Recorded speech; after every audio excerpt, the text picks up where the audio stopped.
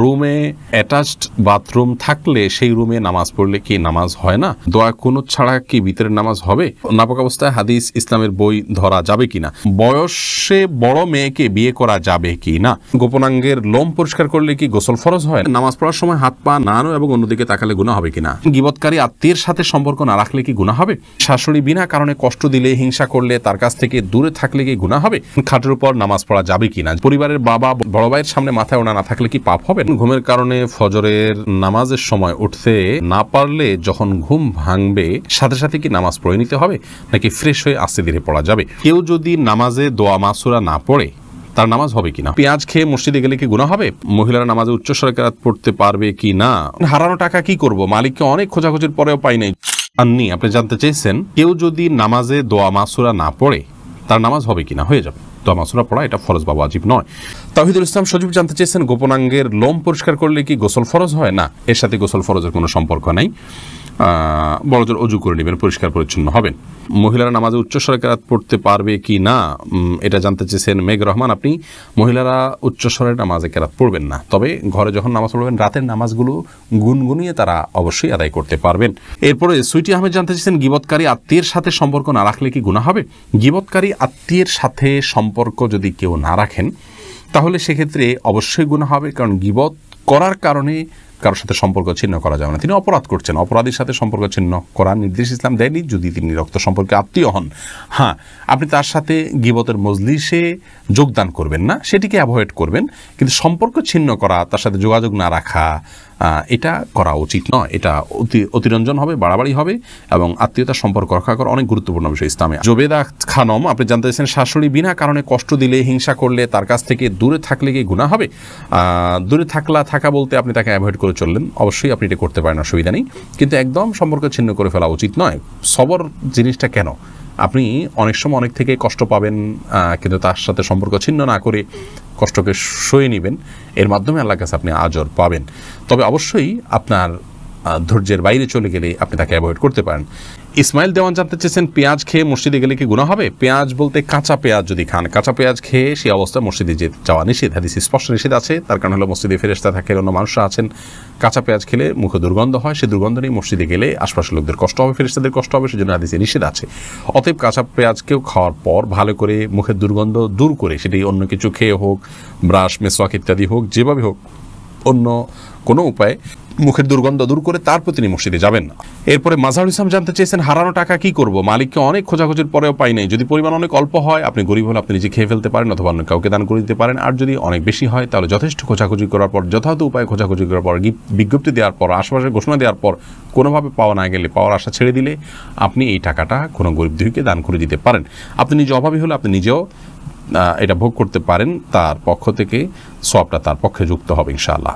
বিপ্লব GM আপনি এডি থেকে জানতে চেয়েছেন আইসক্রিম খাওয়া কিংবা বৃষ্টিতে ভেজার পর ঠান্ডা লেগেছে এমন কথা বললে কি শিরক হবে?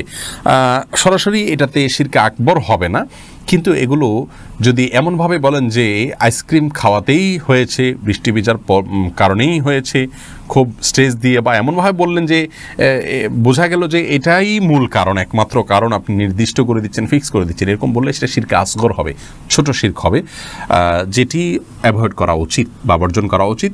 বৃষ্টি ভিজলাম, এর পরেই ঠান্ডা লেগেছে, আল্লাহ ভালো জানে, হয়তো এই কারণেই হয়েছে, এরকম বলা যেতে পারে। লামিয়া সুলতানা জানতে চেয়েছেন পরিবারের বাবা বড় ভাইয়ের সামনে মাথায় ওড়না না থাকলে কি পাপ হবে? না বোন, পাপ হবে না। আপনার বড় ভাই বা বাবার সামনে মাথার ওড়না না থাকলেও পাপ হবে না, কিন্তু ফিতনার এই যুগে যথাসম্ভব আপনি মাথার উপরে ওড়না বা কিছু দিয়ে রাখতে পারলে ভালো, কিন্তু আপনার চুল দেখা গেলে অবশ্যই পাপ হবে না, কোনো অসুবিধা নেই। মোহাম্মদ তানভীর জানতে চেয়েছেন বয়সে বড় মেয়েকে বিয়ে করা যাবে কি না? অবশ্যই করা যাবে। বয়সে আপনার চাইতে আপনি যাকে বিয়ে করবেন তার বয়স যদি বেশি হয়, বিয়ে করাতে কোনো অসুবিধা নেই।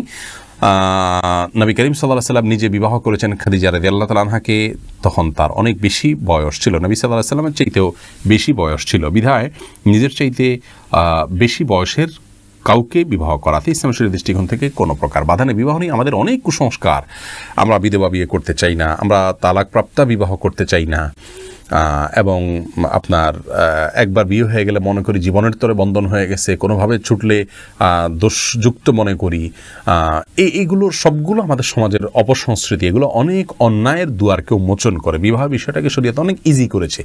সাহাবায়ে কেরাম পুরুষ হয়তো একাধিক বিয়ে করছে, সেটাও যেমন তাদের কাছে স্বাভাবিক ছিল।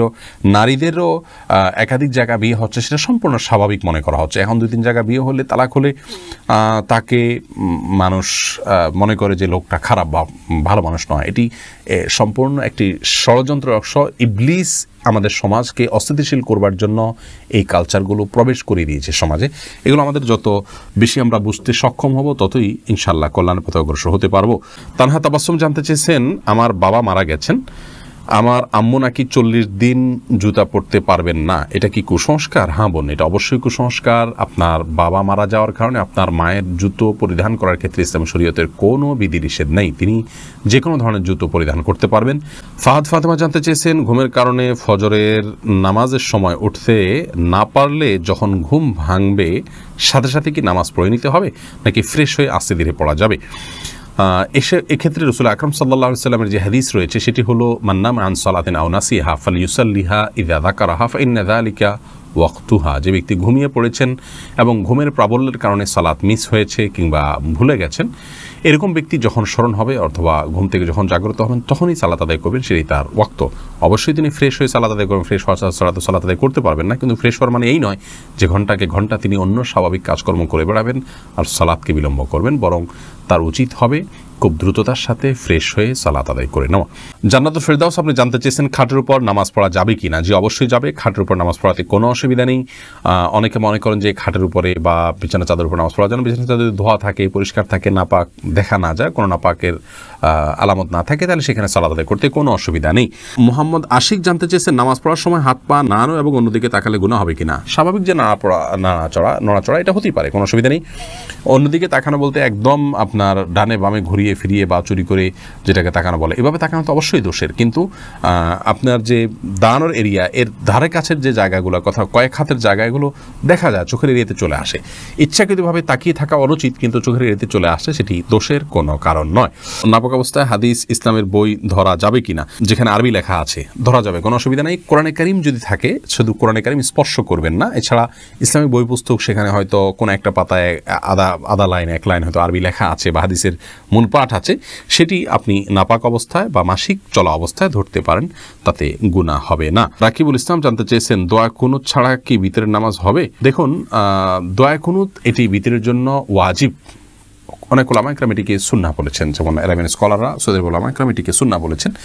তো সাধারণ এবং স্বাভাবিক অবস্থাতে বিতরের নামাজ এটিতে দোয়া কুনুত পড়া উচিত এবং কোনো কারণ ছাড়া দোয়া কুনুত ছাড়া নামাজ পড়া উচিত নয়। হ্যাঁ, কেউ মুসলিম হলেন, তিনি জানেন না, তাহলে তার জন্য জায়েজ আছে। বিকল্প হিসাবে তিনি যে কোনো দোয়া ওই জায়গায় দাঁড়িয়ে করলেন আল্লাহর কাছে, তাতে ইনশাআল্লাহ বিদিনিল্লাহ তার বিতিরের সালাত আদায় হয়ে যাবে। কিন্তু এটাকে নিয়ম বানিয়ে নেওয়া উচিত নয়।